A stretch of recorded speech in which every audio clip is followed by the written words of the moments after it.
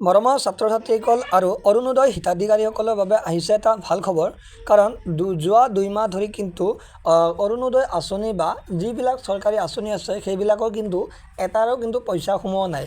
গতিকে এই বিষয়ে কিন্তু আমি বহুতেও চিন্তাত পৰি আছোঁ যে আমাক আৰু অৰুণোদয় বা নিযুত বাবু বা নিযুত মইনা আঁচনি দিবনে নাই, বা এইবিলাক বন্ধ হৈ গ'ল নেকি ইলেকশ্যনৰ পিছত। গতিকে এনেকুৱা ধৰণৰ বিভিন্ন ধৰণৰ প্ৰশ্ন কিন্তু আমাৰ মনত আহিছে। গতিকে এই বিষয়ে তোমালোকক অসমৰ মুখ্যমন্ত্ৰীয়ে কি কৈছে তোমালোকে নিজে শুনি লোৱা, তাৰপিছত মই এই বিষয়ে কৈ আছোঁ। 1 আগষ্টৰ পৰা সকলো চৰকাৰী আঁচনিৰ সুবিধা আগৰ দৰে অসমৰ ৰাইজে লাভ কৰিব পাৰিব।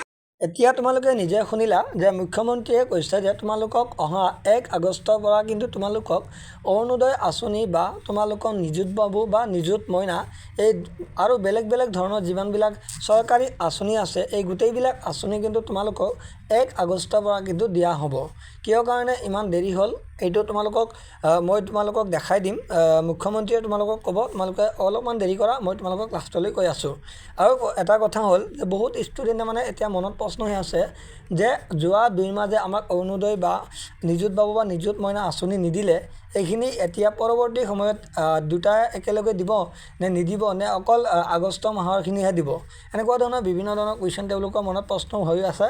গতিকে এইখিনি মই লাষ্টত তোমালোকক ক্লিয়াৰ কৰিম। তোমালোকে অকল আগতে আৰু এটা কথা তোমালোকে মুখ্যমন্ত্ৰীৰ পৰা শুনি লোৱা। তেওঁলোকে জানে যে আমাৰ ৰাজ্যত বাজেটখন পাছ নোহোৱাৰ কাৰণে বিশেষকৈ প্ৰত্যেক 5 বছৰৰ মূৰত আমি ভোট অন একাউণ্টছ কৰোঁ ফেব্ৰুৱাৰী মাহত, আৰু 3 মাহলৈকে খৰচ কৰাৰ আমি অনুমতি পাওঁ, আৰু তাকো মূলতঃ দৰমহাৰ ক্ষেত্ৰত। তাৰ কাৰণে আমাৰ ৰাজ্যৰ বহুকেইখন উন্নয়নমূলক আঁচনি এইকেইটা দিন আমাৰ বন্ধ হৈ আছে, বা যিমান বাজেটত টকা আছিলে সিমানেদি মাত্ৰ কৰি থকা হৈছে। তাৰ পৰিপ্ৰেক্ষিতত আমি 6 জুলাইত অসম বিধানসভাৰ বাজেট অধিৱেশন আমি আহ্বান কৰিছোঁ, যাতে 1 আগষ্টৰ পৰা প্ৰতিটো চৰকাৰী আঁচনিৰ সুবিধা নিয়মীয়াভাৱে অসমৰ ৰাইজে পাব পাৰে।